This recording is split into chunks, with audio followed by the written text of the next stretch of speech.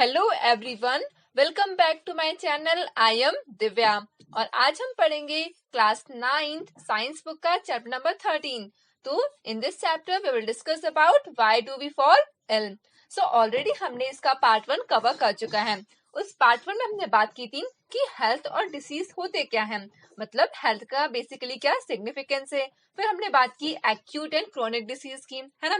हमने बात किया what are the causes of disease, है ना। तो ठीक है, तो इन सभी जो पार्ट 1 वीडियो है उसकी जो लिंक है वो मैंने यहाँ कमेंट सेक्शन में मेंशन कर दिया है, तो आप वहां से वो वीडियो देख सकते हैं। अब हम इस वीडियो में बात करेंगे कि इन्फेक्शियस डिसीज है ना, वो होते क्या है। So let's start. देखो, हमारे आसपास क्या है, बेसिकली बहुत सारे ऑर्गेनिज्म रहते हैं, है ना। तो हमने क्या किया, हमने ऑलरेडी चैप्टर था डाइवर्सिटी इन लिविंग ऑर्गेनिज्म, तो हमने उस चैप्टर में क्लासिफाई किया था जितने भी ऑर्गेनिज्म थे उनकी क्लासिफिकेशन को देखा था, उनकी कुछ बेसिक कैरेक्टरिस्टिक थे, मतलब जिनमें कॉमन कैरेक्टरिस्टिक थे, हमने उन सबको एक ग्रुप में डिवाइड कर, एक ग्रुप में मतलब हमने क्या कहते हैं कैटेगराइज कर दिया था, ठीक है। तो उसी बेस पे हमने ऑर्गेनिज्म का क्लासिफिकेशन देखा था। अब ये जो ऑर्गेनिज्म होते हैं ना, वो कुछ ना कुछ डिसीज कॉज करते हैं, ठीक है। और जो डिसीज लाइक अगर हम बात करें वायरस हो गया, ठीक है, कुछ बैक्टीरिया होते हैं लाइक सम फंगाई, ठीक है। ये सब क्या है, सिंगल सेल जो एनिमल्स होते हैं या प्रोटोजोअन्स होते हैं, तो ये सब क्या करते हैं, कुछ ना कुछ डिसीज कॉज करते हैं, ठीक है, जिसकी वजह से हम बीमार पड़ते हैं। अब कुछ ऐसे डिसीज हैं जो कि मल्टी सेलुलर ऑर्गेनिज्म के थ्रू भी होते हैं, लाइक जैसे कि वर्म्स हो गए, बहुत सारे डिफरेंट काइंड्स के वर्म्स होते हैं ना। लाइक अगर कुछ बहुत सारे वर्म्स होते हैं, है ना, अगर वो हमें बॉडी के अंदर चले जाते हैं तो उसकी वजह से हमें डिसीज होती है, ठीक है। अब हम बात करते हैं कि ऐसे कौन कौन से डिसीज है और वो डिसीज कौन से पर्टिकुलर ऑर्गेनिज्म से होती है। तो अगर हम बात करें, कुछ एग्जांपल्स देखें, लाइक कॉमन कोल्ड का एग्जांपल लें, ठीक है, या फ्लू की बात करें, डेंगू फीवर हो गया, एड्स हो गया। एड्स का मतलब होता है बेसिकली एक डिसीज है ना, एक्वायर्ड इम्यूनो डिफिशियंसी सिंड्रोम, ठीक है। तो ये जितनी भी डिसीज है ये बेसिकली किससे होती है, वायरस के थ्रू होती है। वही बात करें कुछ ऐसे डिसीज है लाइक टाइफाइड हो गया, फीवर, कोलेरा, ट्यूबरक्लोसिस, एंथ्रेक्स, ये ऐसे कुछ डिसीज है जो बैक्टीरिया के थ्रू होते हैं, ठीक है। तो ये डिफरेंस है डिसीज में, ठीक है। अब बहुत सारी स्किन डिसीज भी होती है ना, इन्फेक्शन, हमारी जो स्किन उसमें इन्फेक्शन हो जाते हैं, ठीक है। तो वो क्या उसकी वजह से होता है, वो बहुत सारे डिफरेंट काइंड्स ऑफ फंजाई की वजह से होता है। अब जैसे जो प्रोटोजोन माइक्रोब्स है ना, वो बहुत सारी फैमिलियर डिसीज को कॉज करते हैं, लाइक मलेरिया एंड काला अजार, ठीक है। ये ऐसे डिसीज है जो किसके थ्रू होता है, प्रोटोजोन के थ्रू होता है, ठीक है। तो एग्जाम में आपसे बेसिकली क्वेश्चन बन सकता है कि मलेरिया एंड काला अजार कौन से ऑर्गेनिज्म या माइक्रोब्स के थ्रू होता है, ठीक है। तो इसका बेसिकली आंसर क्या होगा, प्रोटोजोन। वन लाइनर क्वेश्चन बन सकता है। तो देखो, all of us also come across intestinal worm infection, like ऐसे मतलब हमें क्या कभी कभी इन्फेक्शन हो जाता है इंटेस्टिनल में, है ना। तो बेसिकली किसकी वजह से होता है, कुछ वॉर्म, कुछ ऐसे कीड़े हो जाते हैं उनकी वजह से होता है, लाइक एलिफेंटियासिस हो जाता है, ठीक है, cause by different special species of worms. अब देखो, अब हमें इन सब जितने भी इन्फेक्शियस एजेंट्स है ना, उन सबको कैटेगराइज करना क्यों इंपॉर्टेंट है, हमारे माइंड में ये क्वेश्चन क्लिक होता है, अराइज होता है। तो बेसिकली इसका आंसर ये होगा कि हमें पर्टिकुलर कोई डिसीज होगी तो उसका ट्रीटमेंट भी लेना पड़ेगा, और उस पर्टिकुलर ट्रीटमेंट के लिए हमें इन जितने भी माइक्रोब्स है, जितने भी ऑर्गेनिज्म है, इनको कैटेगराइज करना इंपॉर्टेंट हो जाएगा। तो बेसिकली ये इसका आंसर हो जाएगा। अब देखो, कुछ ऐसे मेंबर्स होते हैं ना, लाइक जैसे वायरस, तो जितने भी ऑर्गेनिज्म होंगे जो वायरस की कम्युनिटी में आएंगे, उन सब के लिए एक जैसा ट्रीटमेंट होगा, जो बैक्टीरिया से बिलोंग करेंगे उनके लिए एक जैसा मतलब उनका जो ट्रीटमेंट होगा वो एक जैसा होगा। तो जितने भी वायरस होते हैं ना, फॉर एग्जाम्पल जो कि कहाँ रहते हैं, जो होस्ट होता है ना, होस्ट सेल जो कि उसके अंदर रहते हैं, ठीक है। वहीं पे जो बैक्टीरिया हो रहते हैं वो उनके पास एक कैपेसिटी नहीं, उनके पास एक टेंडेंसी नहीं होती, ठीक है। वेरी रेयरली डू, वो मतलब बहुत ही कम ऐसे बैक्टीरिया होंगे जो होस्ट के अंदर, होस्ट हमारा जो सेल होता है उसके अंदर रहते हैं। वही जो वायरस होते हैं ना, अगर वो एक बार हमारी बॉडी में मतलब जो वायरस हो गया, ये बैक्टीरिया हो गया, फंगाई हो गया, अगर वो हमारी बॉडी में एंटर करते हैं तो बहुत ही जल्दी क्या होते हैं, वो रैपिडली मल्टीप्लाई हो जाते हैं। मतलब एक वायरस अगर हमारी बॉडी में एंटर हो तो बेसिकली वो 2-3 वायरस में कन्वर्ट हो जाएगा, ठीक है। तो लेकिन वही बात करें हम कुछ वॉर्म्स की, है ना, अगर वो हमारे बॉडी के अंदर एंटर होते हैं तो वो उनका जो मल्टीप्लिकेशन करने की जो रेट है ना, जो टेंडेंसी है, वो बहुत ही स्लो होती है। किसकी कंपैरिजन में? वायरस की कंपैरिजन में, बैक्टीरिया के कंपैरिजन में और फंजाई के कंपैरिजन में। अगर टैक्सोनॉमिकली बात करें तो जितने भी बैक्टीरिया है ना, वो closely related to each other, ठीक है, मतलब बहुत ही रिलेटेड होते हैं जितने भी बैक्टीरिया हम। वही जो वायरस होते हैं ना, वो मतलब जस्ट अपोजिट होते हैं बैक्टीरिया के, ठीक है। इसका ये मतलब है that many important life process are familiar in the bacteria. Bacteria के जितने भी ग्रुप होते हैं ना, उनकी जो लाइफ की जो प्रोसेस होती है ना, जो हम बोल सकते हैं उनका जो स्टेज होता है लाइफ का, वो कैसा होता है? एक जैसा होता है। लेकिन वायरस के केस में ऐसा नहीं होता। तो इस वजह से जो बेसिकली जो ड्रग बनाई जाती है ना, तो वो जो ये ड्रग है ना, वो क्या करती है? वो ब्लॉक कर देती है उन्हीं लाइफ प्रोसेस को, ठीक है। अगर उनकी लाइफ प्रोसेस को ब्लॉक कर देंगे तो फर्दर क्या होगा? उन बैक्टीरियाज का मल्टीप्लिकेशन ही नहीं होगा हमारी बॉडी में, ठीक है। तो बेसिकली हम वो डिसीज से बच सकते हैं। लेकिन वायरस के केस में ऐसा नहीं होता, ठीक है। तो हर जितने भी ऑर्गेनिज्म है उनके लिए डिफरेंट डिफरेंट ड्रग्स का यूज हमें करना पड़ता है। देखो यहाँ पे लिखा है ना, but the same drug will not work against a microbe belonging to a different group. अगर आपकी बॉडी में बैक्टीरिया ने एंट्री ले ली है और आपने ऐसा कोई ड्रग कंज्यूम कर लिया है जो वायरस के लिए बना हो, तो वहां पे उस केस में वो वाला ड्रग आपकी बॉडी में वो इतना इफेक्ट नहीं लाएगा, ठीक है। जैसे कि हम एग्जांपल ले सकते हैं एंटीबायोटिक्स का, ठीक है। तो बेसिकली एंटीबायोटिक का काम क्या होता है? वो जो पाथवे होता है ना, उसको क्या करती है? ब्लॉक कर देती है। जो रास्ता होता है ना, उसको ब्लॉक करने का काम किसका होता है? एंटीबायोटिक का होता है, ठीक है। तो they commonly block biochemical pathway important for bacteria, ठीक है। अब बहुत सारे बैक्टीरिया क्या करते हैं? अपने आप को प्रोटेक्ट करने के लिए सेल वॉल बना लेते हैं, ठीक है।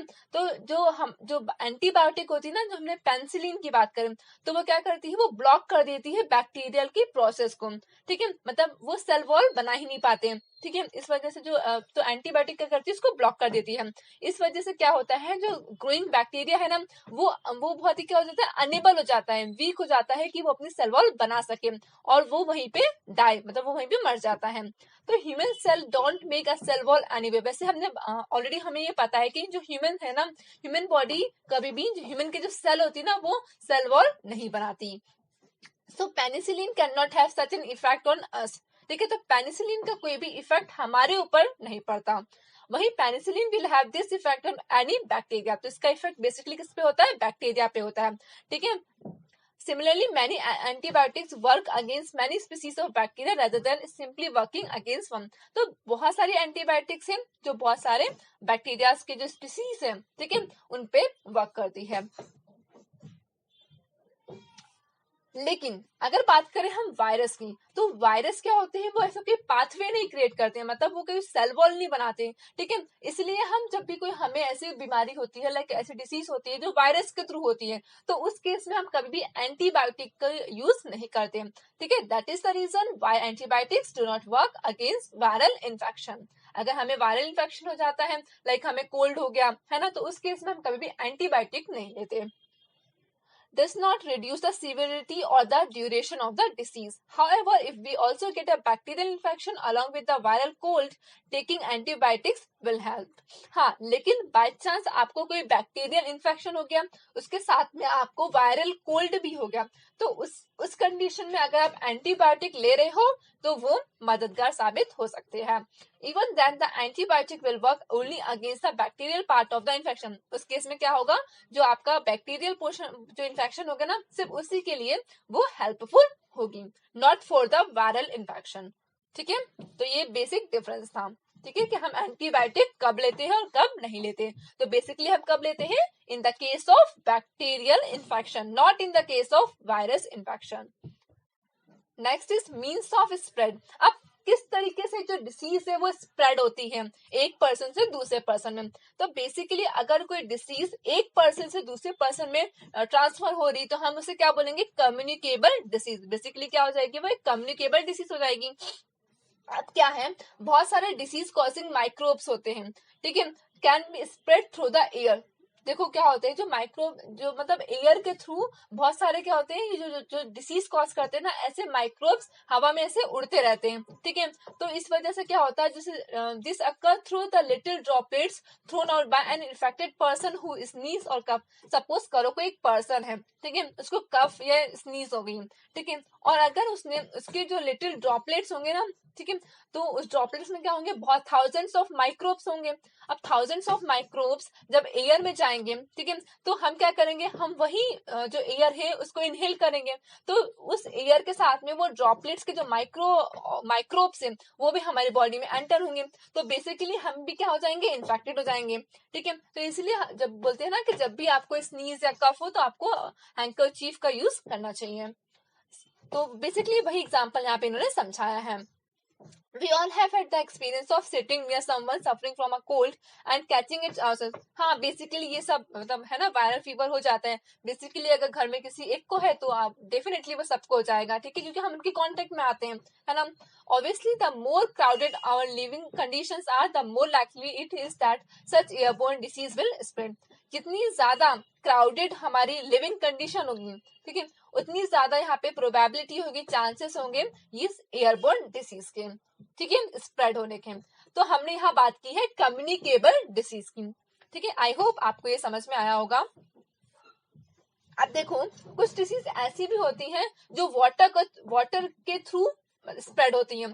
हमने ऊपर बात की थी एयर के थ्रू स्प्रेड होने वाली डिसीज की, है ना। अब हम बात करेंगे ऐसे कौन से डिसीज हैं जो वाटर के थ्रू स्प्रेड होती हैं, ठीक है। This occur if the excreta from someone suffering from an infectious gut disease such as cholera get mixed with the drinking water used by people living nearby. So the cholera causing microbes will enter new hosts through the water they drink and cause disease in them. अगर कोई एक ऐसा person है जो कि किससे infected है, cholera से इन्फेक्टेड है, अगर ठीक है, और अगर वो चीज अगर उसके ड्रिंकिंग वाटर जो वाटर में है अगर वो माइक्रोब्स चले गए, ठीक है, अगर वो माइक्रोब वाटर में चले गए और बेसिकली ऐसा कोई हेल्थी पर्सन है जिसने उस वाटर को कंज्यूम कर लिया, तो बेसिकली क्या हुआ, उस वाटर के थ्रू हमने अगर उस मतलब बेसिकली क्या हुआ, वो जो हेल्थी पर्सन है वो भी क्या हो जाएगा, वो भी इन्फेक्टेड हो जाएगा, ठीक है। तो इस केस में क्या हुआ, वाटर के थ्रू भी कोई डिसीज स्प्रेड हो सकती है, ठीक है। और नेक्स्ट है the sexual act is one of the closest physical contact to people can have with each other, ठीक है। तो क्या होता है बेसिकली जब भी दो पर्सन जब भी फिजिकली कांटेक्ट में आते हैं तो उस केस में भी क्या होता है, डिसीज है ना ट्रांसमिट हो जाती है, ठीक है। लाइक कौन सी डिसीज हो सकती है, तो there are microbial disease such as syphilis and और एड्स। एड्स है ना वो बेसिकली फिजिकली कांटेक्ट के थ्रू ट्रांसमिटेड होने के चांसेस उसमें ज्यादा होते हैं, ठीक है। are not spread by casual physical contact. Casual physical contact like casually आप जो physical contact करते हो like handshake कर रहे हो, like hug कर रहे हो, या sports की बात करें like wrestling, or by any of the other way in which we touch each other socially. जब भी हम कोई किसी एक दूसरे पर्सन को socially touch करते हैं ना, तो इस केस में एड्स है ना वो स्प्रेड नहीं होता, ठीक है। The AIDS virus can also spread through blood to blood contact. जब आपका blood to blood contact होता है ना उस पर्टिकुलर इन्फेक्टेड पर्सन के साथ में, ठीक है, तो उस बेसिकली उस केस में क्या होता है, मतलब एड्स की स्प्रेड होने के चांसेस बढ़ जाते हैं। देखो और from an infected mother to her baby, ठीक है, अगर कोई मदर है अगर वो इन्फेक्टेड है एड्स से, ठीक है, अगर उसको एक्वायर्ड इम्यूनो डिफिशियंसी सिंड्रोम है, ठीक है, तो बेसिकली चांसेस होंगे कि उसके बेबी में भी वो डिसीज होगी, ठीक है। और थ्रू ब्रेस्ट जब ब्रेस्ट फीडिंग के टाइम पे भी ऐसा हो सकता है।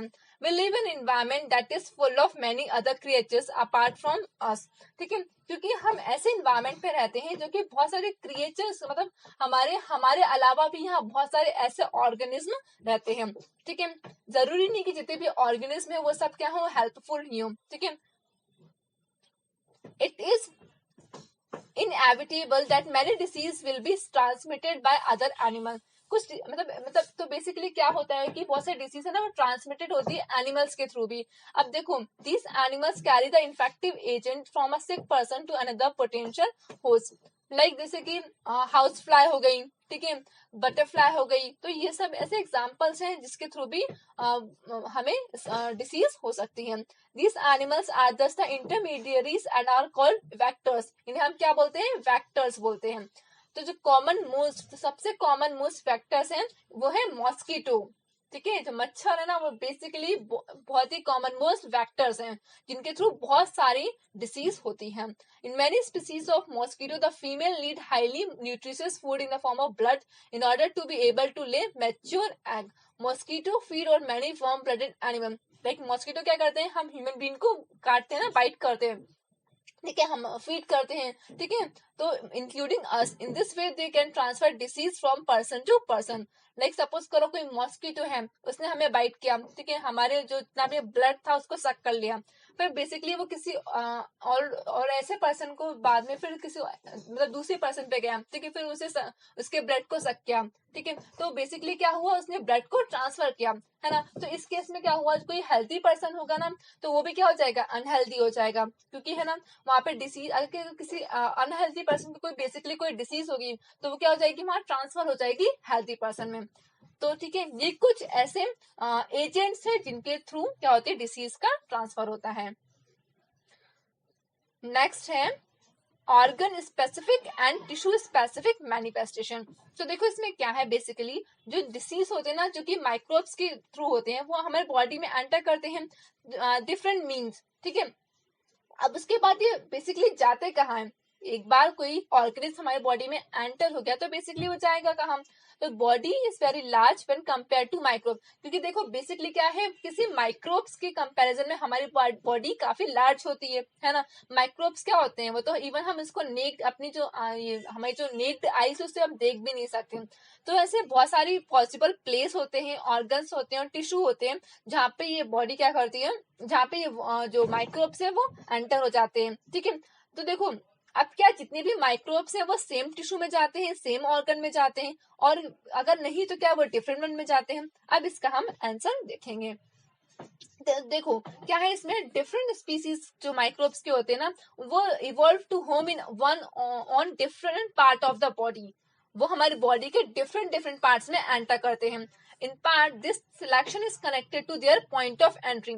तो बेसिकली उनका पॉइंट ऑफ एंट्री क्या है, मतलब किस पॉइंट से वो एंटर हो रहे हैं, नोज के थ्रू हो रहे हैं, ईयर्स के थ्रू एंटर कर रहे हैं, या माउथ के थ्रू एंटर कर रहे हैं वो माइक्रोब्स। तो बेसिकली उसके ऊपर डिपेंड रहता है सब कुछ। If they enter from the air, ठीक है, मतलब अगर कोई माइक्रोब है, अगर वो एयर के थ्रू एंटर हो रहा है, मतलब नोज के थ्रू अगर वो एंटर हो रहा है, तो बेसिकली कहाँ जाएगा, वो लंग्स में जाएगा, लंग्स में अटैक करेगा, ठीक है। ये हमें कहाँ देखने को मिलता है, बैक्टीरिया कॉजिंग ट्यूबरक्लोसिस। अगर किसी को ट्यूबरक्लोसिस होगा ना तो बेसिकली वो उसका जो मेन पॉइंट एंट्री पॉइंट होगा वो नोज होगा, ठीक है। अगर वो माउथ के थ्रू एंटर हो रहा है, ठीक है, तो वो हमारी जो गट लाइनिंग होती है ना, लाइक वहां पे रहेगा, और हमें क्या होगा, टाइफाइड हो सकता है, ठीक है। तो बेसिकली टाइफाइड किसके थ्रू होता है, बैक्टीरिया के थ्रू होता है। और they can go to the liver like the viruses that cause jaundice. और अगर वो लीवर के थ्रू, अगर कोई वायरस से लीवर में अगर एंटर कर गया, ठीक है, तो हमें क्या हो सकता है, जॉन्डिस हो सकता है, ठीक है। But this need not always be the case. An infection like HIV, ठीक है। अब HIV क्या है, एक वायरस के थ्रू होता है, एक डिसीज है जो हमारी बॉडी में होता है बाय सेक्सुअल ऑर्गन्स, ठीक है। Will spread to lymph nodes all over the body. Malaria causing microbes entering through a mosquito bite, ठीक है। अगर किसी को मलेरिया हो गया, ठीक है, तो जो मतलब अगर मलेरिया है ना, तो उसका बेसिकली रीजन क्या होगा, जो मॉस्किटो जब बाइट कर लेते हैं तो उसके थ्रू क्या होता है, मलेरिया होता है।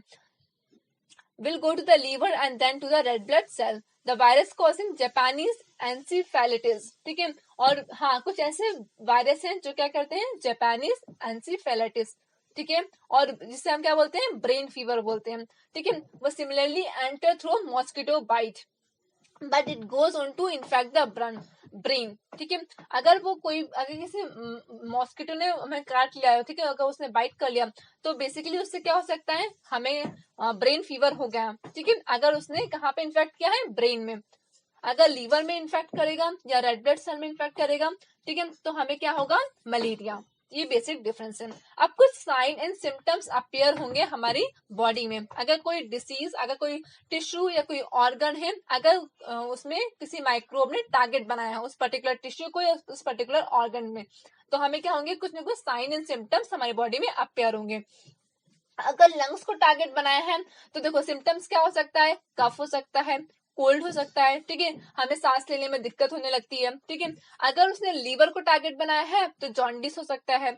अगर ब्रेन टारगेट है तो हमें हेडेक हो सकता है, वॉमिटिंग, है ना, फिट्स और अनकॉन्शियसनेस, ठीक है। तो ये बेसिकली कुछ सिम्टम्स हमें अपेयर होंगे। अब देखो हम इमेजिन कर सकते हैं कि क्या सिम्टम्स एंड साइन अपेयर होंगे अगर कोई infection will be if we know that the target tissue or organ is and the function that are carried out by this tissue or organ. तो देखो इसके अलावा कुछ टिश्यू स्पेसिफिक इफेक्ट्स भी होते हैं, ठीक है, किसी भी इन्फेक्शियस डिसीज में। There will be other common, इसके अलावा भी कुछ कॉमन इफेक्ट्स हमें देखने को मिलते हैं। तो most of this common effects वो डिपेंड करते हैं कि on the fact that the body immune system, ठीक है, कि उसका जो बॉडी का जो इम्यून सिस्टम है वो कितना एक्टिवेटेड है, ठीक है, उस पर्टिकुलर वो जो इन्फेक्शन हुआ है ना उससे कैसे वो डील कर सकता है। तो बेसिकली हमारे जो इम्यून सिस्टम है वो काफी एक्टिव होना चाहिए। देखो अब बेसिकली कुछ केसेस में क्या होता है, जो टिश्यू स्पेसिफिसिटी होती है ना infection leads to very general seeming effects. For example अगर हम HIV इन्फेक्शन की बात करें तो देखो बेसिकली जो वायरस होगा वो डायरेक्टली इम्यून सिस्टम में जाएगा और उसके जो डैमेज के जो फंक्शन है उसको क्या कर देगा, डैमेज कर देगा। Thus many of the effects of HIV AIDS are because the body can no longer fight off the many minor infection. और इस वजह से क्या होती है, हमारी जो बॉडी होती है ना वो जो माइनर इन्फेक्शन हो जाते हैं ना, अगर जरा से भी कुछ इन्फेक्शन हो गया तो उससे भी वो हील नहीं कर पाती, ठीक है, उसे भी ठीक नहीं कर पाती। तो बेसिकली हमारे जो मतलब क्या बोल सकते हैं, इम्यून सिस्टम है वो बहुत ही वीक हो जाता है। That we face every day, instead every small cold can become pneumonia. तो इस वजह से क्या हो जाता है, अगर छोटा सा भी कोल्ड हो गया ना तो वो निमोनिया बन जाता है। Similarly a minor gut infection can produce major diarrhoea. अगर आपके गट में कोई इन्फेक्शन हो सकता है तो आपको डायरिया का शिकार होना पड़ सकता है, ठीक है, with blood loss. Ultimately it is these other infection that kill people suffering from HIV AIDS. It is also important to remember that the severity of disease manifestation depend on the number of microbes in the body. मतलब वो disease कितना serious है, ठीक है, कितना ज्यादा effect कर रहा है आपकी बॉडी में, वो डिपेंड करता है कि कितने नंबर ऑफ माइक्रोब्स आपकी बॉडी में एंटर हो चुके हैं। अगर जो नंबर ऑफ माइक्रोब्स है वो बहुत स्मॉल है, बहुत कम है, तो जो डिसीज है वो क्या होगी, वो भी बहुत माइनर होगी या बहुत ही अननोटिस सी होगी। अगर number of disease is of the same microbe, ठीक है, large, the disease can be severe enough to be life threatening। हमारी लाइफ पे भी अगर बहुत ज्यादा नंबर ऑफ माइक्रोब्स हमारी बॉडी में एंटर कर चुके हैं तो हमारी लाइफ फिर क्या है, रिस्क पे है ना, फिर बचने के चांसेस काफी कम है। तो जो इम्यून सिस्टम है ना वो बहुत ही मेजर फैक्टर है। अगर हमारा इम्यून सिस्टम वीक हो गया एक बार, ठीक है, तो यहाँ मतलब तो बेसिकली हमारे पास मतलब हमें लाइफ क्या है, रिस्क में फिर चली जाएगी। तो immune system is a major factor that जो डिटरमाइन करता है the number of micro surviving the body, ठीक है। अब जो rest of the portion we will discuss in next video. So thank you, and if you like this video please share with your friends. Stay connected with me.